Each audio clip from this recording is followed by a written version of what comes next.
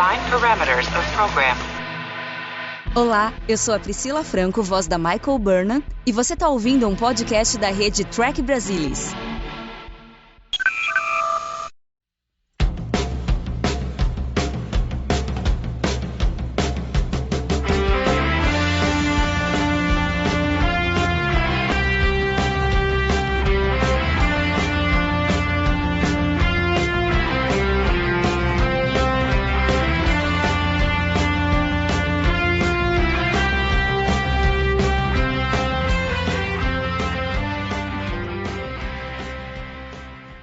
Olá, sejam bem-vindos ao Balde do Odo, o podcast da rede do Trek Brasilis para falar sobre a melhor série de Jornada nas Estrelas, Star Trek Deep Space Nine. E hoje nós vamos falar sobre o 19º episódio da terceira temporada, Through the Looking Glass. E para falar sobre esse segundo episódio do Universo Espelho que nós temos aqui em Deep Space Nine, estão comigo hoje o meu fiel companheiro de Balde do Odo, Luiz Castanheira. Boa noite, pessoal. Boa noite, Mariana, Gustavo e a todos que nos escutam. Bom estar aqui. O Castanha já deu o spoiler do nosso convidado especial, que apesar de não ser assim um Niner, gostar assim tanto de Deep Space Nine como nós, mas eu acredito que ele deva ser o cara que mais gosta do Universo Espelho entre o pessoal do Trek Brasilis. Então, um prazer incrível receber aqui Gustavo Gobi. O prazer é todo meu de estar participando aqui de um episódio do Balde do Odo,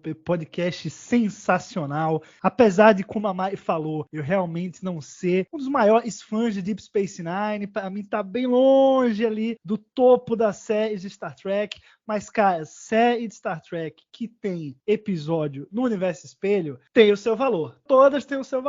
E eu, como presidente da AAAUE, Associação de Amantes e Admiradores do Universo Espelho, tenho que estar aqui presente. Vamos falar de Through the Looking Glass e vai ser, não duvido que vai ser sensacional, como é este episódio. Inclusive, aproveitando o pessoal que não viu, acho que foi em 2021, eu fiz uma participação especial no Black Alert, que era o podcast que o Gustavo fazia junto com a Marina, e nós falamos sobre os 5 episódios do Universo Espelho de Deep Space Nine. Então, se por acaso você não escutou, recomendo que você vá lá no Trek Brasilis e ouça, porque foi bem legal, é bem curtinho assim, mas a gente dá uma passada em todos os episódios, eu acho que é bem interessante. E agora, antes da gente falar do episódio em si, Gustavo, me diz uma coisa, o que te atrai tanto assim no Universo Espelho? E aí não necessariamente em Deep Space Nine, eu não sei se você viu primeiro Discovery, o Universo Espelho em Discovery do que Deep Space Nine, ou se você já tinha visto. Acho que o primeiro deve ter sido Mirror mesmo, mas como que é assim a sua relação com o Universo Espelho? Olha, meu primeiro contato realmente foi em Mirror, na série clássica, e eu já tinha visto todos os episódios de Universo Espelho de todas as séries até ele aparecer em Discovery, então eu já estava preparado para o que podia vir, apesar de Discovery atuar mais como uma prequel, meio que explicando o que a gente acaba vendo ali em Mirror. Mas o que me encanta no Universo Espelho o primeiro ponto sempre é um episódio em que você tem os personagens fixos que você tanto ama, tanto adora, acompanha episódio a episódio, só que você tem eles em uma situação completamente diferente. São os mesmos personagens, mas com atributos diferentes, com características diferentes, talvez até o jeito de falar diferente. São outros personagens, no fim das contas. Então, os episódios do Universo Espelho, eles colocam à prova o talento dos atores, o quanto eles conseguem fazer um personagem, uma versão variante daquele personagem que eles estão acostumados a fazer, que às vezes não só é uma pequena variação, às vezes é completamente diferente. Então eu acho que isso é legal, é um exercício legal para os atores, e eu acho que para a gente como audiência é legal porque a gente sai da mesmice, a gente sai daquela rotina que você tem ali na Deep Space Nine, os mesmos personagens, as coisas acontecendo ali, sempre naquele núcleo. núcleo e você vai literalmente para um outro universo, com outra situação, outro contexto político, outra história e outros personagens. Então é isso que me fascina, é essa pausa no cotidiano, você está seguindo ali a história e tem uma pausa para contar uma outra história de um outro universo, apesar da familiaridade que a gente tem, claro, e também uma aprovação para os atores. A gente consegue ver o ator se soltando mais, não tendo aquela obrigação de estar preso àquele personagem que ele faz todo episódio. Eu acho que também tem um lado clichê que me apetece muito. Eu gosto muito das coisas super clichês, assim, em Star Trek. Então, Kira, pra mim, aqui é a mais clichê que tem, assim, no sentido de, pô, ela é o universo espelho, ela é do mal, ela não cede, sabe? É todo aquele roteiro, mas que é super clichê, desde Mirror Mirror. Então, assim, eu acho que a combinação desses elementos é o que me faz gostar tanto desse universo, independente da série, independente do momento da cronologia, independente do próprio contexto do universo espelho,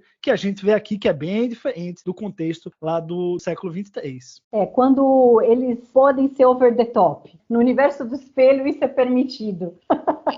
Eu concordo contigo que essa característica de você colocar os atores em situações diferentes do que os personagens deles estão acostumados, eu acho isso muito legal. E eu acho que em Deep Space Nine, pelo menos no primeiro episódio, e agora nesse, depois a gente, mais pra frente, vai ter os outros, mas como a gente está falando do Through the Looking Glass, eu devo dizer que, da mesma forma que no primeiro episódio, a Nana Visitor foi muito, muito boa como a intendente, e o Avery Brooks foi muito bom como ali ele é o Capitão Sisko do Universo Espelho. A gente não vê o Sisko da linha Prime, digamos assim, lá no Universo Espelho, mas a gente vê o Sisko de lá. E a Kira, a gente consegue ver as duas versões. Agora, nesse episódio, a gente já muda um pouco. Se no primeiro a gente tinha um foco maior na Kira, nesse daqui eles colocaram o foco principal no Sisko, porque agora é o nosso Sisko que está indo para o Universo Espelho e vai ter que fingir ser o Sisko do Universo Espelho. Então isso é muito legal também, porque não basta o cara sendo o cara do Universo Espelho, não, ele é o cara do Prime tendo que fingir ser o cara do Universo Espelho. Então acho que você tem mais camadas ali nessa história. Castanha, a gente falou bastante no primeiro episódio em como era assim, é uma coisa nova que eles trouxeram, uma nova roupagem para o Universo Espelho, eles trouxeram a questão das consequências dos atos do Kirk em Mirror Mirror e o que aconteceu com o universo em função disso, essas mudanças, e em como a gente consegue, né? Você falou bastante da questão do e se. Cada um dos personagens tem uma história ali. E se esse cara fosse colocado nessa situação e aí ele acaba sendo outra pessoa? Você continua tendo nessa continuação essa mesma sensação, apesar de já não ser mais novo, porque esse é um grande problema, ou pode ser um grande problema, porque ali tinha uma coisa da novidade, agora já não é mais novidade. Mas você conseguiu sentir um frescor, talvez pelo fato de agora a história ser mais focalizada no Sisko do que na Kira? Como que você viu o Through the Looking Glass em relação ao crossover? Eu acho que a ideia do crossover é mais inspirada. Quando eles bolaram o crossover, eles devem ter pensado bastante em como trazer de volta o universo do espelho, e o conceito é mais interessante. E eu também, particularmente, eu acho que pela direção, eu acho que é mais interessante, mais bem apresentado, inclusive. E também tem aquela coisa da novidade. Você vê a Naná como intendente a primeira vez, é uma coisa. Aí você já vê a segunda vez, já não tem tanta novidade assim. A pessoa acaba, né, com o negócio over the top, bem evil, bem bissexual, com apetite nesse sentido. Você começa a ter retornos minguantes aí. A mesma coisa do Sisko. Do lado do Sisko é que deu uma reenergizada. Eu acho que a reenergizada de ter o Cisco tentando fazer a contraparte dele do universo do espelho é bem-vinda, mas eu acho que o que permite que o episódio exista é trazer de volta a Jennifer, no caso a Mirror Jennifer. Então, no momento que alguém pensou, não, vamos trazer a Mirror Jennifer, o Cisco vai pra lá e tal, ela pode ser uma cientista, coloca ela na trama e tal. Então, quando fizeram isso, o episódio, não dá pra fazer o episódio, porque só uma historinha lateral aí de rebelião, introduzindo a Dax, o Bashir do universo do espelho, mais alguma coisinha, não teria esse peso. Então, levando o Cisco e colocando dentro da trama a Jennifer do universo do espelho foi uma ideia boa. Isso que fez o episódio poder existir, né? Se caso não acontecesse isso, seria difícil armar esse episódio, ele seria muito, muito fraquinho. E só para não me alongar demais, eu só vou lembrar de novo, eu acho que tem a ver com aquela temática da temporada, de colocar mais o Cisco ao centro. Então, mesmo no episódio, assim, que em princípio não teria grandes desenvolvimento de personagens, os personagens regulares, digo, aqueles que importam pra gente de modo geral, você tem o Capitão Cisco, que é uma coisa simples, e você tem o Cisco se dando bem com a mulherada de uma maneira ou de outra. Daqui a 1, 2 episódios, 3 episódios no máximo, ele vai começar a arrumar uma namorada. Eu achei isso legal. E de maneira geral ele está no centro, né, das ações, improvisando, tendo um plano razoável, improvisando em torno dele, né, fazendo vezes de herói romântico também. Então eu achei que foi benéfico para o personagem. Ele faz parecido com o Capitão Cisco do universo do espelho, que eu já acho que foi uma coisa benéfica para o Avery Brooks. Eu acho que aquela performance informou algumas coisas para o próprio Cisco, o Cisco Prime, digamos, e aquele volta, ele faz bem também, e foi, no frigir dos ovos, benéfico para o personagem. Isso talvez é a coisa que eu mais tire de positiva aqui, independente de qualquer coisa. Eu acho que isso foi bacana. O episódio foi escrito, né, pelo Ira Stephenberry e pelo Robert Hewitt Wolfe, e foi o Robert quem deu essa ideia inicial. E se a gente trouxer o Cisco para o universo espelho? E aí o Ira é quem sugere trazer a Jennifer. E eu concordo contigo que acho que sem a Jennifer, eu acho que corria um risco gigantesco de ser um episódio mais do mesmo. Eu acho que deu um sabor a mais e, assim, inevitavelmente, no final das contas, deu um setup para o próximo episódio. Até o Ira coloca lá que ele gostou muito do resultado do episódio, que ele queria ver mais, inclusive, da Jennifer, quer dizer, ou seja, ficou na cabeça deles que ela teria que voltar e que o Jake tinha que encontrá-la de algum modo. Mas, ao mesmo tempo, eu acho interessante porque, assim, poderia ser um perigo você trazer a Jennifer, não sei o que você acha, Gustavo, mas, assim, é do tipo, ficar meio que o Cisco completamente tentado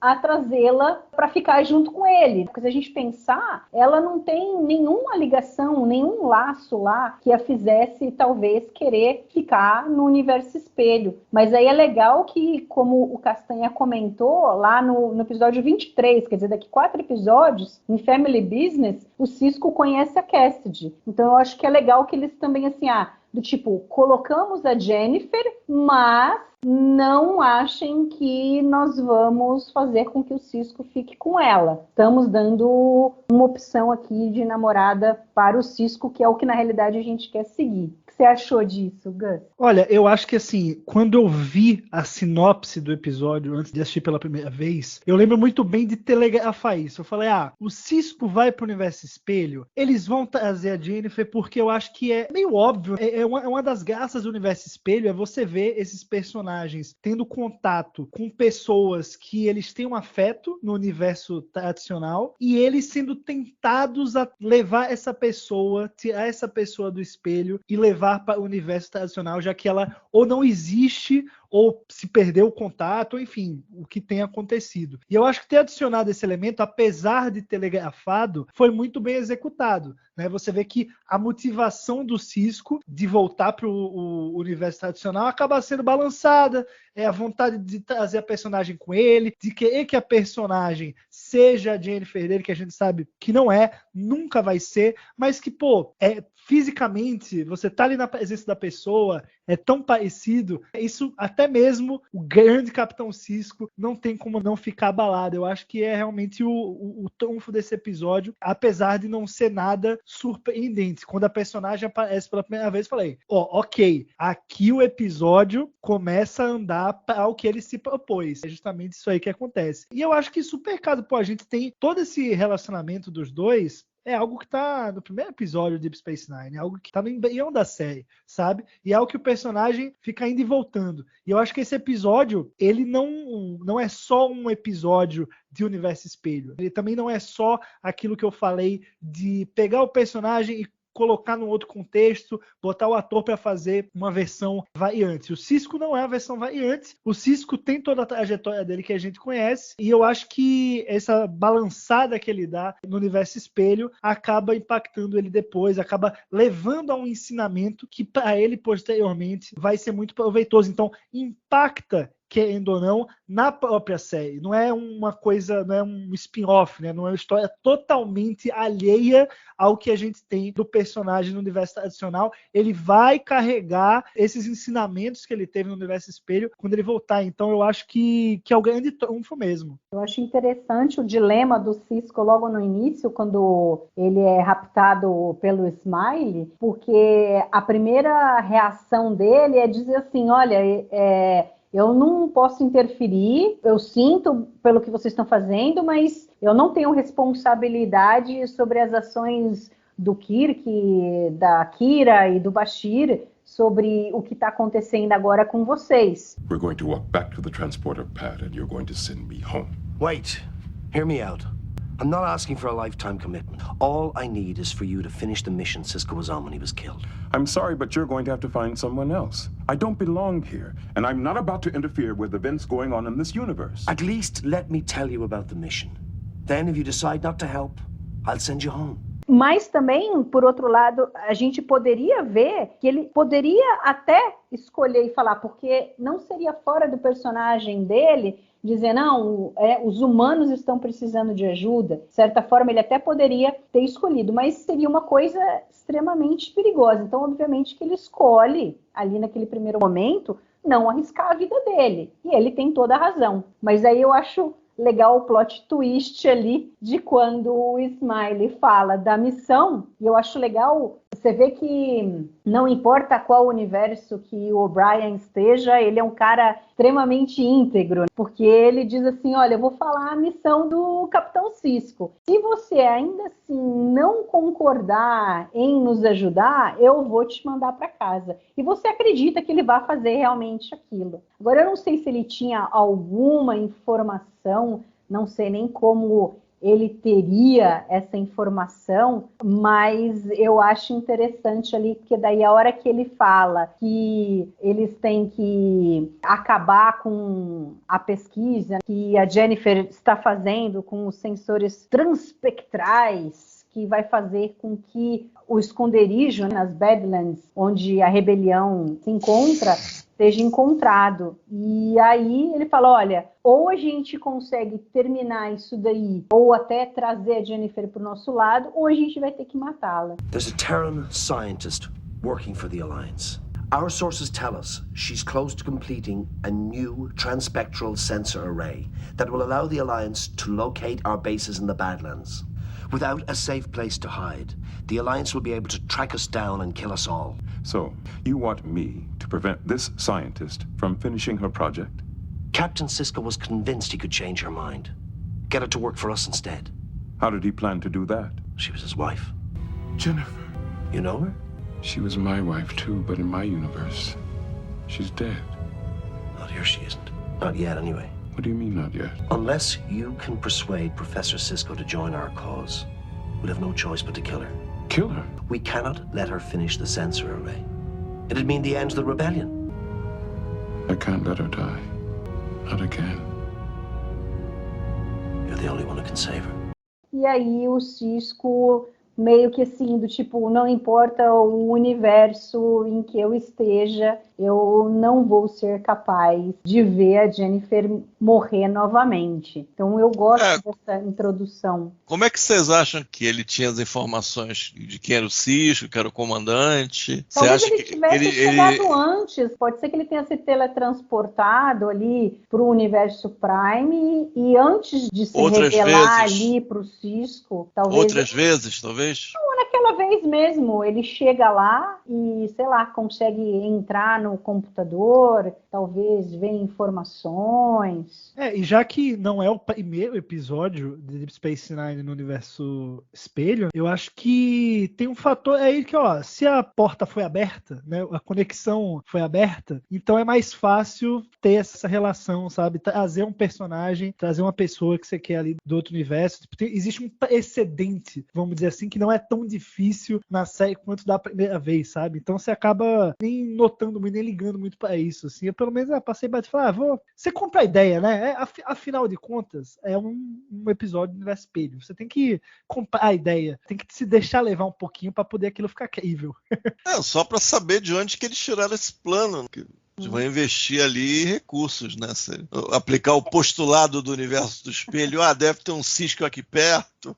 Poderia estar não tão perto assim, né? Mas ele deve ter visitado talvez antes e rascunhado algum plano. Quando eu revi agora, eu fiquei pensando, será que ele sabia já? Ou ele foi sabendo que ela era a esposa? Ele foi jogando com o Cisco, porque o Smiley é muito transparente. Eu fiquei pensando exatamente o que estava rolando ali. Mas, de todo modo, é razoável, ainda mais. O Smiley tinha uma segurança muito grande, assim, ele acreditava muito no Capitão Cisco dele, porque você vê que o pessoal ali estava querendo explodir tudo, vamos explodir tudo, e não sei o quê. Mas o Capitão Cisco, apesar de tudo que se coloca dele, do que era o casamento dele com a Jennifer, como ele abandonou, como não deu certo, tal, ele tinha uma coisa de que ele achava que ele seria capaz de convencê-la, e o Smiley tinha na cabeça uma coisa importante, que era trazê-la para a rebelião pela importância que ela tem pelo conhecimento dela. Então eu acho que ele meio que jogou ali, não sei se ele sabia realmente que o Cisco, não do universo espelho, tinha uma relação com a Jennifer da mesma forma que o capitão dele, mas enfim, eu acho que funciona pro lado do Cisco. Não, se ele acessou o computador, ele sabia. Sim. Se ele acessou algum computador ali na estação, ele sabia. Agora, como que vocês veem essa coisa? Porque agora abriu um precedente louco. Eu lembro até que eu e o Gustavo conversamos um pouco sobre isso no Black Alert, porque até então, tanto em Mirror quanto em Crossover, tinha sido um acidente. O pessoal indo de um universo para o outro. Agora, não. Agora, o Smiley conseguiu criar uma maneira de se teletransportar de um universo para o outro. Imagina a bagunça que não poderia ser. Tá certo que talvez tenha ficado muito... Assim, ele tinha o conhecimento. Talvez ele falasse assim, não, eu só que vou usar isso daqui, porque inclusive a gente vê que os outros não sabem. Ele traz o Cisco sem que os outros saibam, então não é algo assim que foi divulgado, mas ao mesmo tempo a gente pode pensar que poderia ser algo meio perigoso, assim, alguém ter esse poder. O que você acha, Castanha?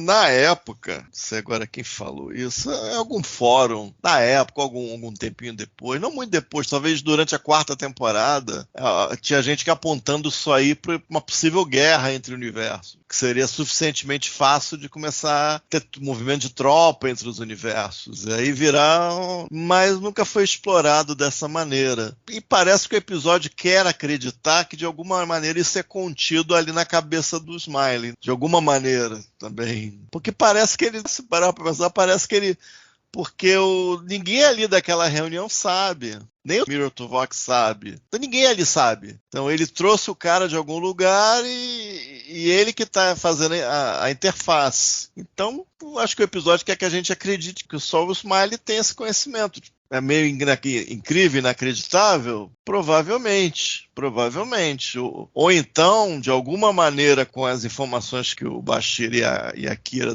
especialmente o Bashir, ele tenha pesquisado em algum lugar, ter tido acesso a algum material, mas aí é especulação educada da minha parte. Mas, em princípio, acho que o episódio quer que a gente acredite que ele tem esse conhecimento e está circunscrito ali. Isso poderia ser um precursor de uma série do Universo Espelho, onde os personagens vão de um lado para o outro. Pô, aí você quer deixar o homem sonhar. Aí você quer...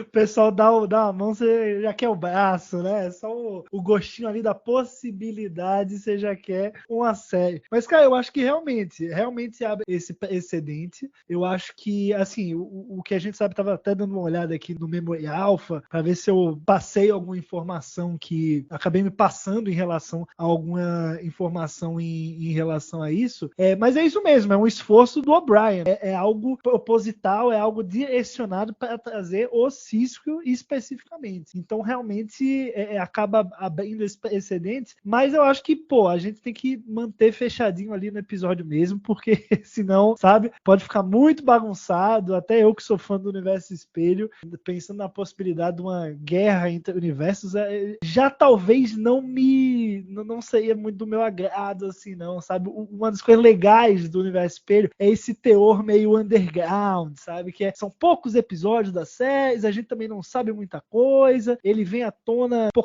um episódio numa série ali, outro aqui. The Space Nine até teve bastante, mas eu acho que parte do gostoso do Universo Espelho tá nesse... A gente vê de pouquinho em pouquinho, sabe? Em cada série a gente vê só um pinguinho. Acho que uma série toda sobre isso ia enjoar.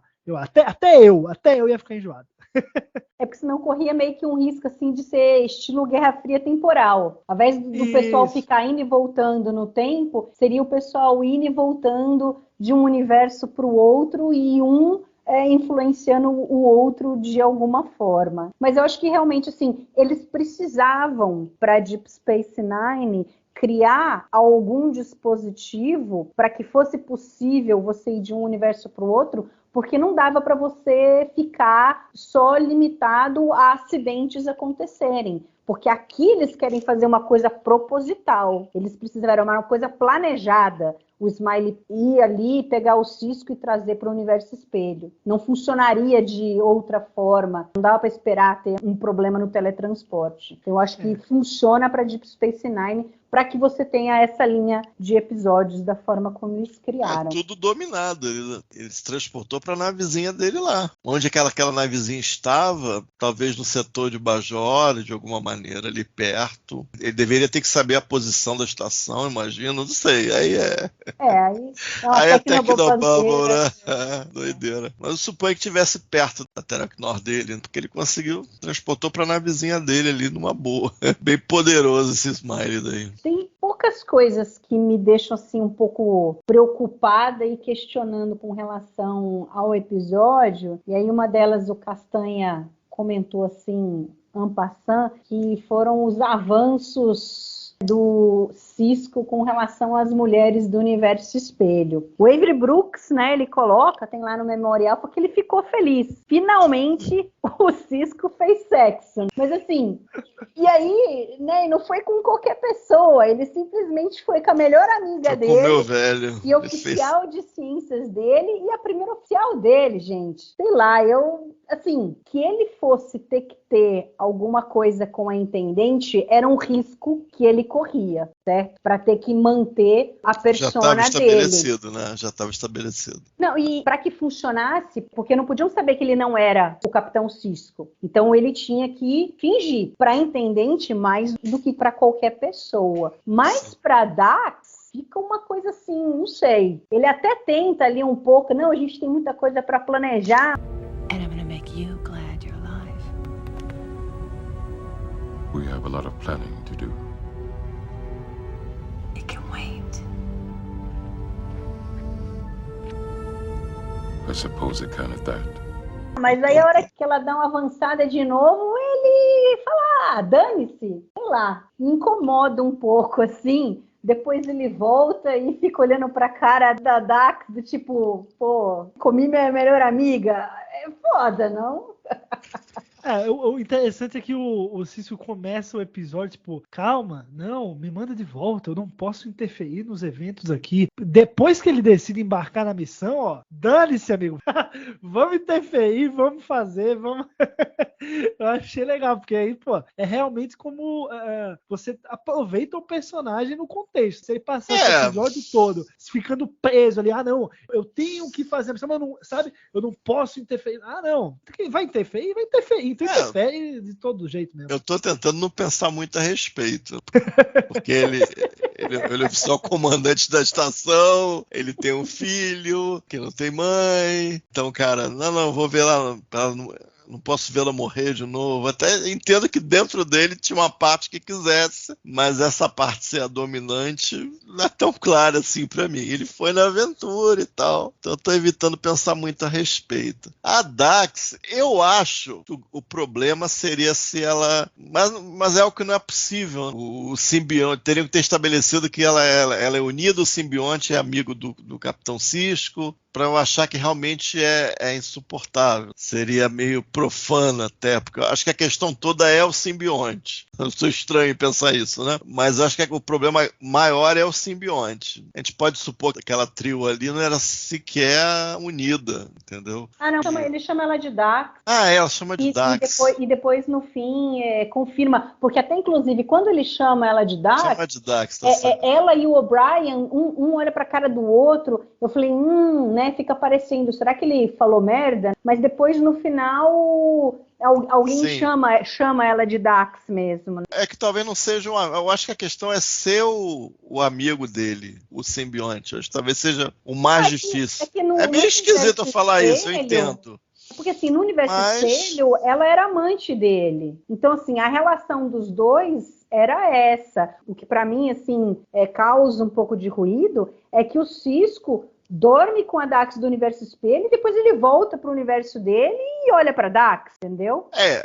Alguém mais sério poderia perguntar se poderia ter havido algum tipo de menção ou consequência para isso. Não que eles fossem ficar juntos, mas alguma coisa. Porque a gente vê em Fascination o quanto ele fica incomodado. No Fascination ele fica incomodado, é verdade. Aqui ele tentou evitar, mas não tentou evitar muito, não. Tava ready to go. Que nem o Bob falou, ele desencanou. Ele encarnou o Capitão Cisco ali e seja o que for. Literalmente, ele tá falou, no inferno, pela missão, capeta, né? Pela missão, Vanessa. Tudo pela missão. Eu acho que podia ter tido uma coisinha não deixe de ficarem juntos, mas ter uma coisinha na volta. Que a gente... Porque parece que realmente ele se sentia desconfortável com a Dax. Lá no Fascination, ele só via como se fosse quase uma sacanagem dela. Porra, meu velho, tá me sacaneando. Porque, por exemplo, ele não precisaria colocar na descrição de tudo o que aconteceu, porque obviamente ele deve ter feito um relatório para a Frota Estelar sobre o que aconteceu. Obviamente que ele não precisa colocar esse tipo de detalhe. Não tinha ninguém com ele, né, para saber o que aconteceu. Mas, assim, falta um pouco depois, se a gente for pensar, talvez ele tivesse que se demonstrar um pouco incomodado, ou, né, assim, encontrando a Jadzia. Mas, enfim. Mas não algo muito além de esqueminha de toys, de constrangimento com vinhetinha musical. Acho que não muito além disso. Porque se ele topou, ele fala, vou ter que encarar. Aí veio, obviamente o Smiley não contou. Aí foi lá, teve que encarar lá. Gostou da... Aqui é cabelo repartido do lado da Jadzia, cabelo repartido do lado, e aqui tem o fórum do Jamel, o cara dizendo que o Bashir era meio... Fazia parte da encenação dos miseráveis do ensino médio. Igualzinho. O Bashir tá engraçado, né? A gente não tinha visto o Bashir do Universo Espelho no primeiro episódio, e aí aqui a gente o vê e a gente percebe que não importa de que lado seja, se é da Aliança, se é dos Terranos, todo mundo ali é cada um por si e Deus por todos, né? Porque ele estava vendo a oportunidade dele de ter uma posição de poder ao acharem que o Cisco tinha morrido, e aí quando o Cisco retorna, é meio que um banho de água fria ali nele, que ele tava... Era meio que o tenente ali da parada, né?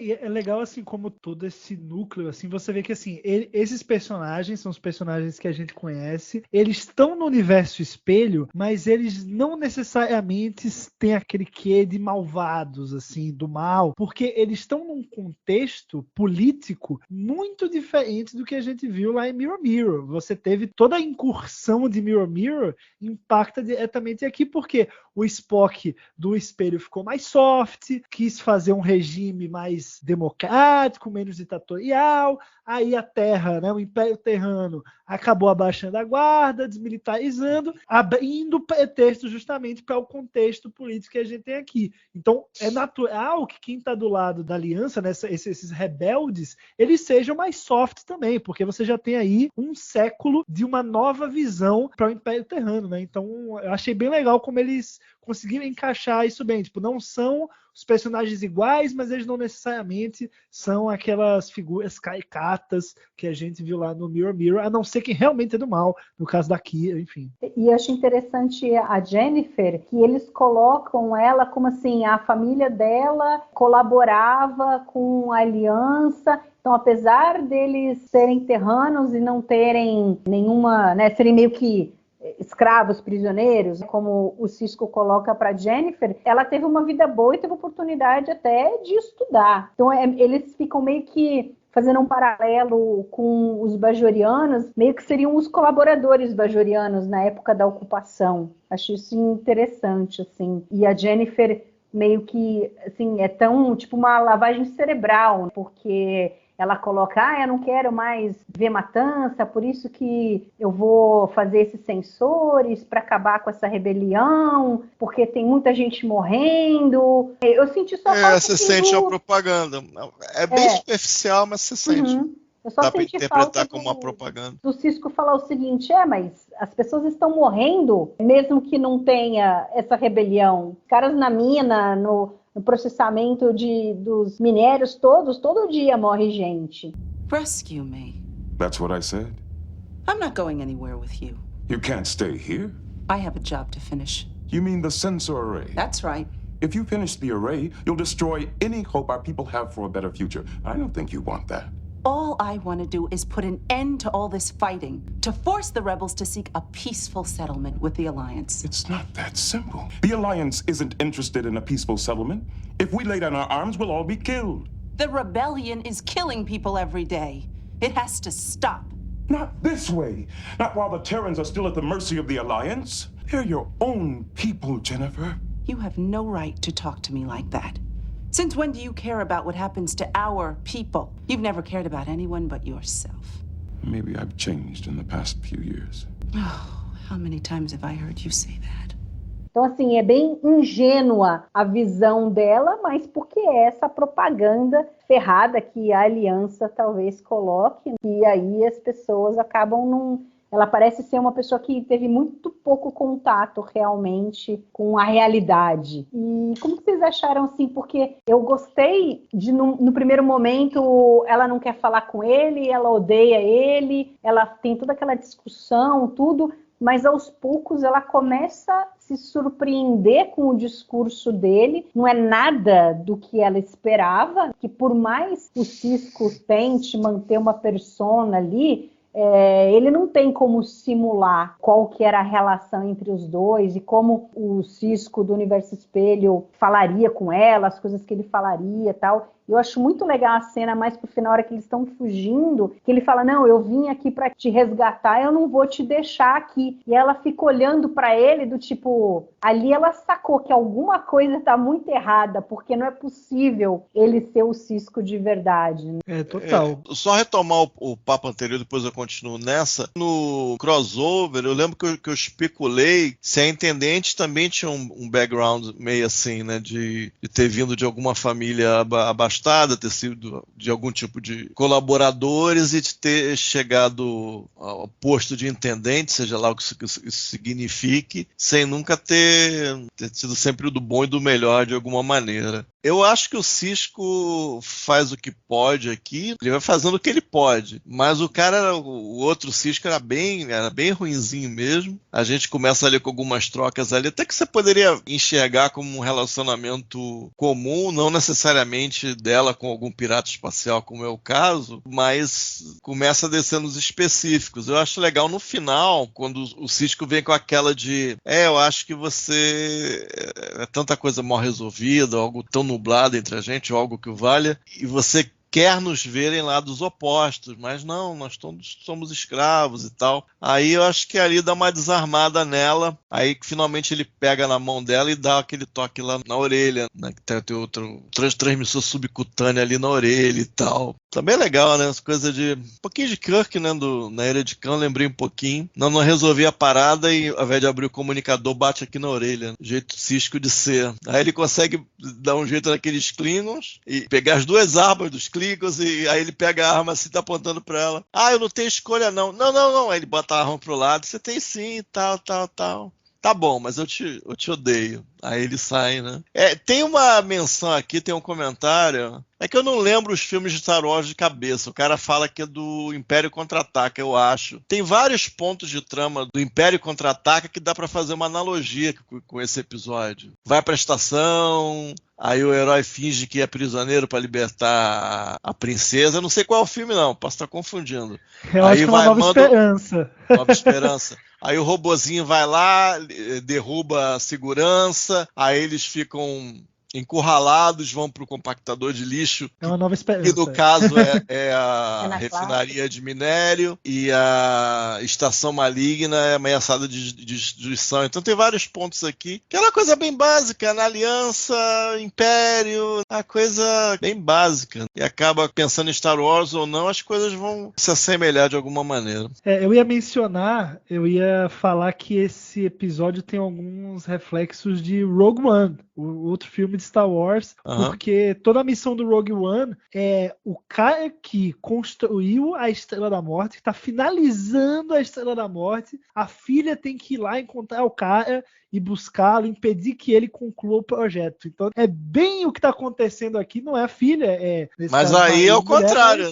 Pois é o contrário. Em termos cronológicos, essa história é anterior. Mas exato. eu entendo, né? O cara técnico tá lá preso, né? Tá legal. Exato. Agora, falando sobre a Intendente, né? Primeiro só uma trivia.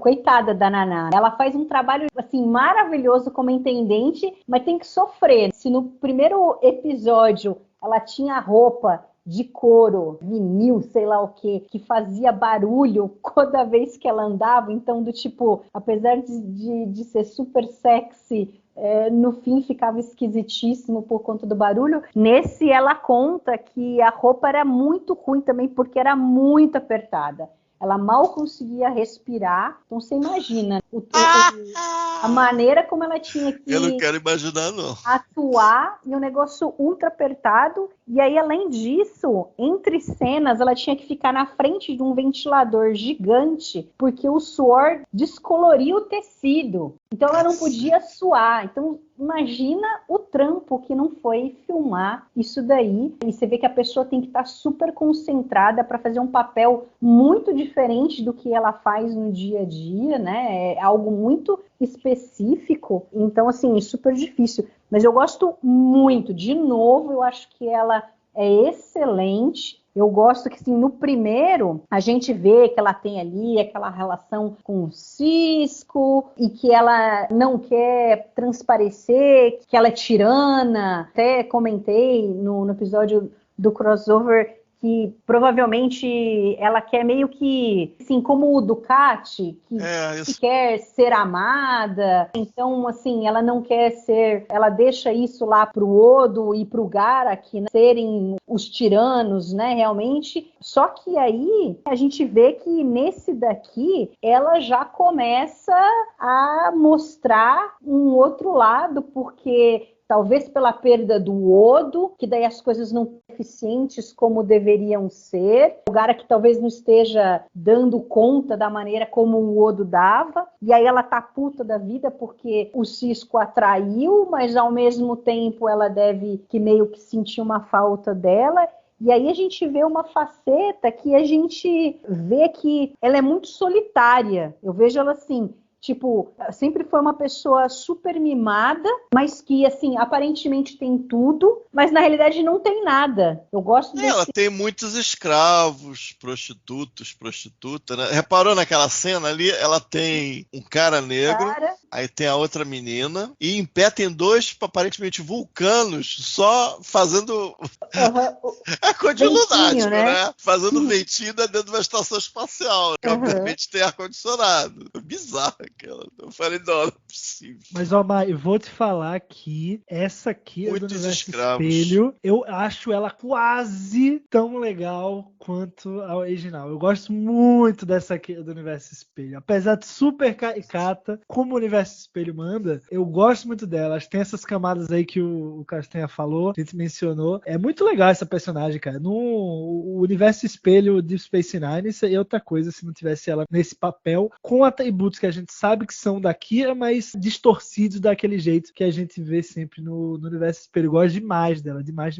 aqui no... Apesar de todo o sacrifício dela aí, mas não foi um sacrifício em vão, valeu a pena pelo menos pra gente que tá assistindo.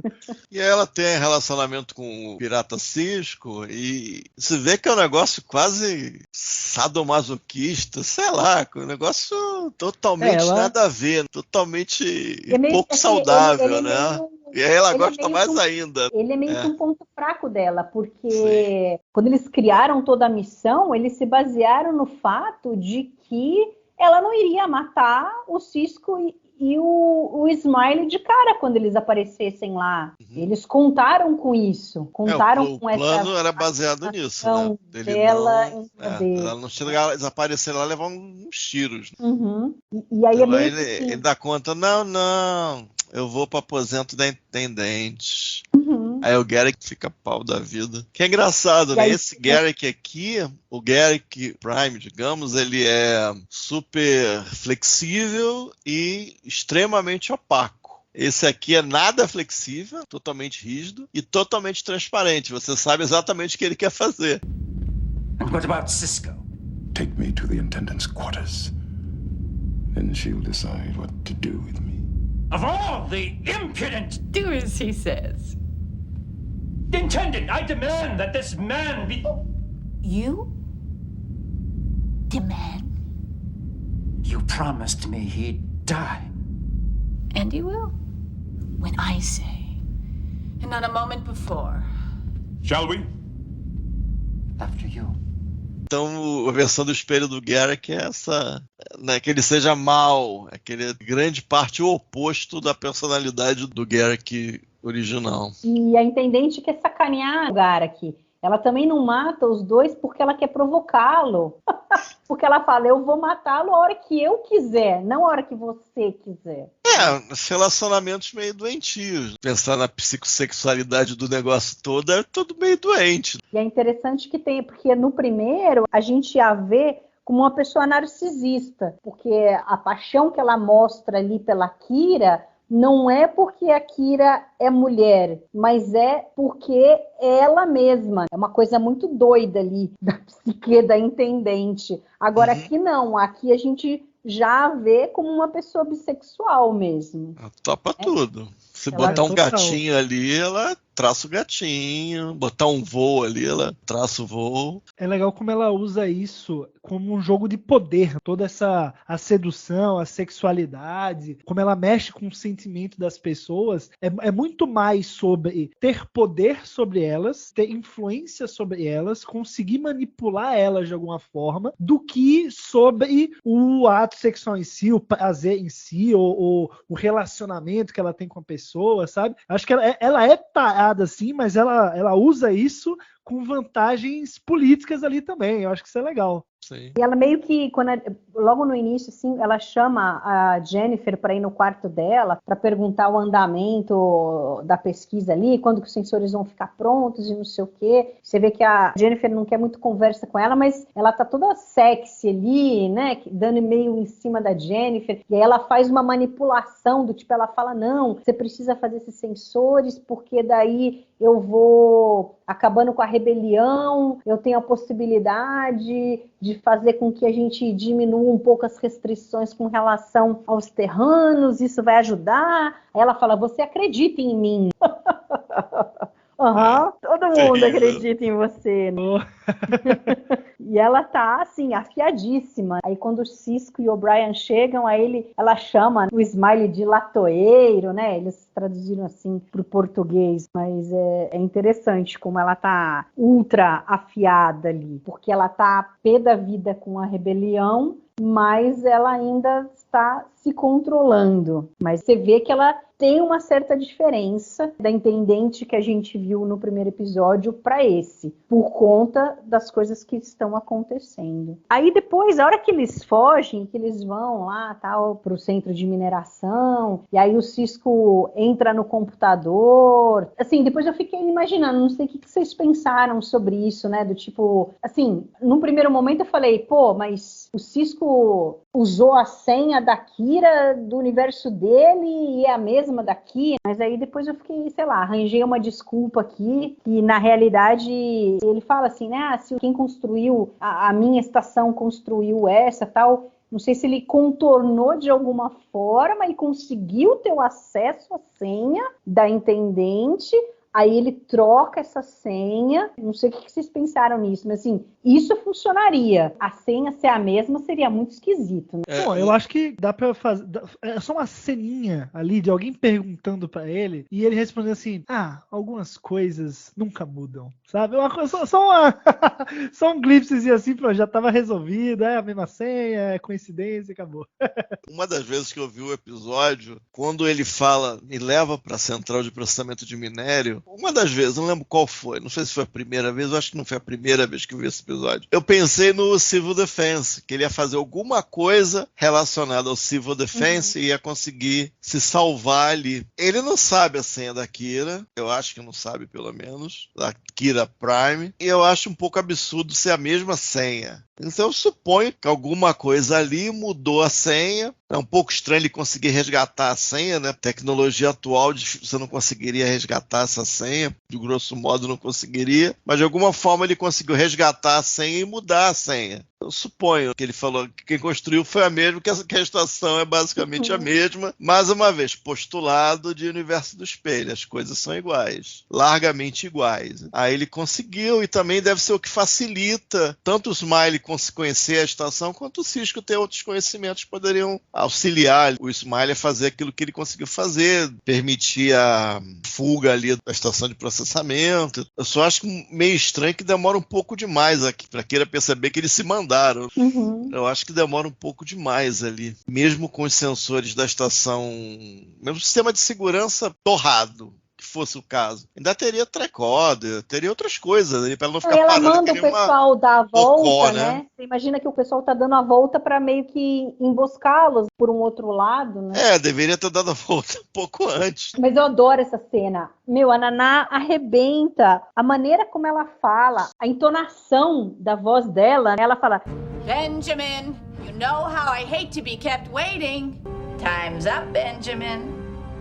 Benjamin! Bom, o Ron pregado na comporta de ar é muito engraçado. Eu acho muito engraçado. Eu fico, não é possível.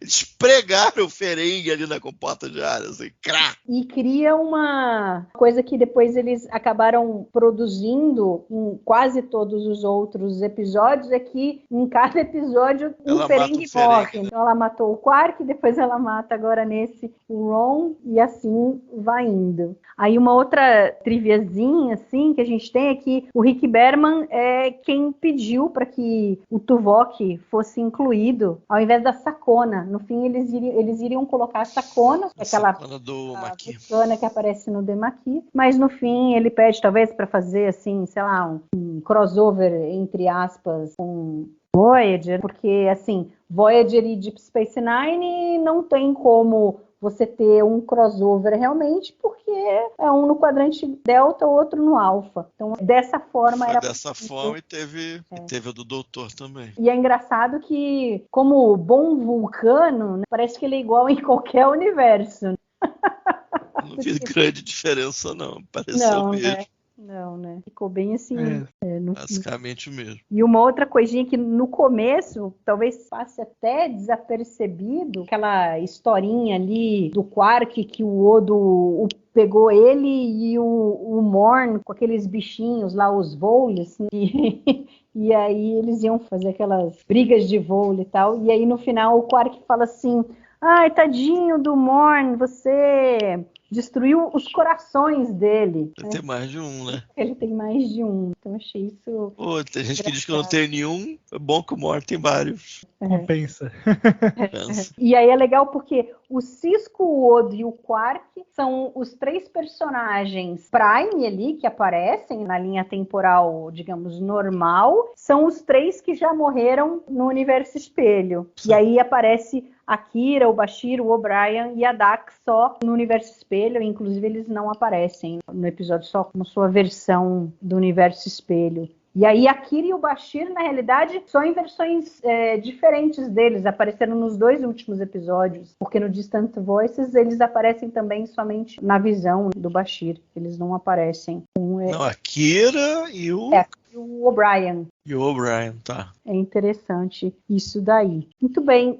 Gus, tem mais alguma coisa que a gente não falou desse episódio que você gostaria de comentar? Olha, assim como os outros episódios do Universo Espelho de Deep Space Nine, acho que faltou a animação da estação virando assim, sabe, espelho, que nem é a Enterprise em Mirror Mirror, pra um lado pro outro, pro lado pro outro. Faltou um negócio assim caricato só pra só pra homenagear, sabe? Mas tirando isso, eu acho que é um episódio que ele funciona muito bem, ele tem um propósito muito bem definido para o Universo Espelho, os personagens que estão lá, para o Sisko do Universo Prime. Então ele tendo essa meta bem traçada desde o começo, a largada, a gente já vê mais ou menos onde que o episódio vai chegar. Então eu acho que a execução acaba ficando mais fácil e a gente acaba também pegando o ritmo do episódio bem. Eu acho que ele é bem fechadinho, sabe? Ele é bem conciso, bem redondinho. Então eu acho que ele funciona bem legal. Eu acho que talvez dos episódios aí de Deep Space Nine no espelho é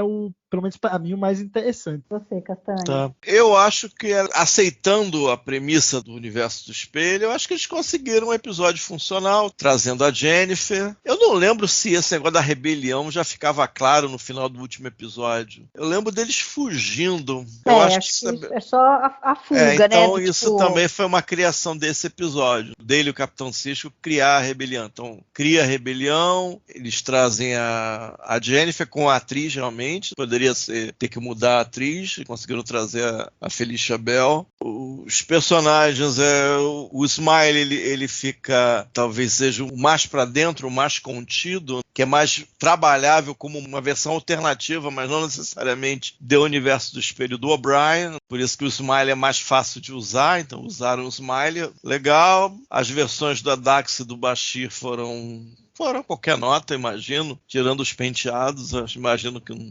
acrescentem muito, do Tuvok também não acrescenta muito. O Garak tem essa coisa, a observação que eu fiz, né, que ele é meio que um oposto, mas não é um oposto no maligno, é um oposto no detalhes de personalidade. Aí você tem a Intendente, que é legal, acho que vai perdendo impacto à medida que a gente volta para essa fonte, para beber mais dessa água. Eu acho que foi bem legal para o Sisko, né? Se a gente aceitar que ele toparia ir para um lugar que as pessoas se matam por olhar um pouquinho atravessado em qualquer lugar, que tem escravidão, tem esse fascismo generalizado. E, inclusive, o final, que ele blefa ali para conseguir se salvar.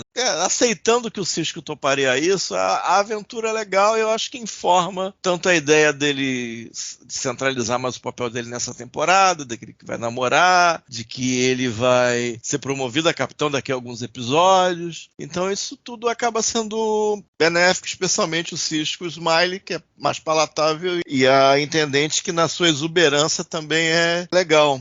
E é aquilo, gente, tem que meio que aceitar mais ou menos o formato. É meio difícil você querer algo muito diferente disso. Tem coisas absurdas, engraçadas. Uma coisa absurda, por exemplo, eu achei engraçadíssimo o Ron ser empalado vivo ali na comporta de ar. Por algum motivo achei aquilo engraçadíssimo. E aí a gente vai aceitando aí. Mas eu achei bom ainda esse Through the Looking Glass. Grande mérito do episódio, que faz ele ficar fresco. Ele corria o risco de ficar o mais do mesmo em relação ao primeiro episódio, e essa coisa deles terem trazido a Jennifer e essa relação do Cisco com ela, porque a gente tem que em Jornada nas Estrelas nunca ninguém morre e tal, então é legal que o Universo Espelho proporciona isso, você poder trazer pessoas que já não tem mais aqui no universo normal, e aí você pode trazer, e aí você tem conflitos e dramas que são criados por conta disso. Então eu acho que é bem interessante isso, eu acho que fez com que o episódio tivesse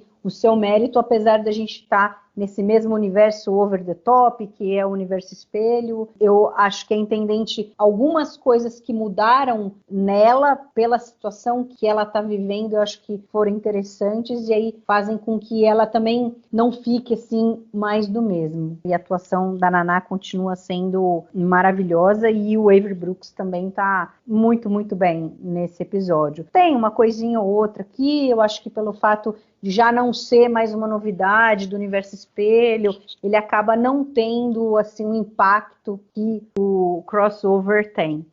Tem uma coisa. Diga. É a coisa da camuflagem. Tem que ver como é que isso vai ser explicado lá pro final dos episódios, entendeu? É porque no aqui você vê... Aqui você vê claramente as naves, inclusive a nave cardassiana se descamuflando. Na cena que eles aprisionam o Smiley e o Cisco. É uma coisa que eu não lembrava, isso aí tem que ver se tem alguma explicação. Ou não tem, ou foi uma coisa do pessoal de efeitos visuais que não estava escrita, não sei, mas fica esquisito, né? Eu acabei... mais do que esquisito. Você vai construir um episódio em torno do transporte, da venda, sei lá, de um dispositivo de camuflagem que já existe ali de alguma maneira. Então tem que ver como é que é isso aí. É que o The Emperor's New Cloak é problemático, né? Então, aí... Não, isso vai ser a carnificina. Mas assim, fazer aqui uma homenagem ao Alexandre, da mesma forma que ele colocou lá em crossover, eu tenho que fazer uma homenagem ou uma deshomenagem aqui ao nosso querido Denis Madaloni, que ele aparece, o rebelde caolho, mas agora nesse episódio ele tá mais discreto, né? Ele aparece sempre só ali no fundo, tal. No outro ele ainda arranja briga com o Klingon, tal. Nesse aqui tá mais discreto. O rebelde simples mesmo. Quando a gente vê o Denis Madaloni, a gente não tem como não lembrar do nosso querido diretor da primeira temporada. Ele tem que sempre ser mencionado de alguma forma, né? A gente não pode... Tem jeito. Mas muito bem, vamos às notas então. A gente dá aqui as notas igual a da métrica do TB, de 0 a 4 estrelas. Castanha, qual que é a sua nota para Through the Looking Glass? De 3 estrelas. E você, Gustavo? Eu acho o episódio 3 estrelas, mas como vocês sabem, como presidente da AAAUE, eu vou botar mais meia estrela por ser no Universo Espelho, 3,5 para esse episódio. Tá bom. Eu vou ficar com 3 estrelas também. Eu acho que é impossível a gente não comparar com o crossover. E aí eu acho que esse aqui fica um degrauzinho abaixo, mas ainda assim tem os seus méritos. Eu acho que ele foi muito bom. 3 estrelas tá de bom tamanho. Muito bem. O próximo, pessoal que está assistindo a primeira vez, se é que existe alguém, vai ter um na próxima temporada. Ele é mais ou menos uma sequência direta desse. Sim, então quem gostou desse deve gostar do próximo. É mais ou menos uma sequência direta. Leve em conta as coisas que se modificam na estação na 4ª temporada, mas ele é bem direto desse daí. É legal, né? A gente pode até dizer que é uma trilogia, esses 3 episódios. O crossover Through the Looking Glass e o Shattered Mirror, porque aí depois o Resurrection, ele é bem separado, ele não tem nada a ver com o que a gente viu do Universo Espelho nesses 3 primeiros, e o The Emperor's New Cloak deixa para quando a gente chegar na 7ª temporada. Nossa! Fala dele. Mas assim, Gus, muitíssimo obrigada pela sua participação aqui no Balde do Odo. Eu que agradeço. Você já marca aí na agenda, porque aí você volta para falar sobre o Shattered Mirror. Só chamar que estarei aqui. Essa trilogia. Castanha, brigadão pela Valeu, gente. papo. Bem legal. Gostaria de agradecer você que ficou nos ouvindo até agora. Muito obrigada pela audiência. Não deixe de comentar lá no YouTube. Os episódios estão saindo simultaneamente na página do TB e no YouTube. Você pode comentar por lá, pode comentar pela página do TB. Diz o que você achou de Through the Looking Glass e de todas as nossas considerações sobre o episódio. E aí a gente volta daqui 15 dias com a primeira parte daquele que é o melhor episódio duplo de Deep Space Nine. Vai ser um arraso. A gente vai falar sobre Improbable Cause. Até lá. Falou! Valeu!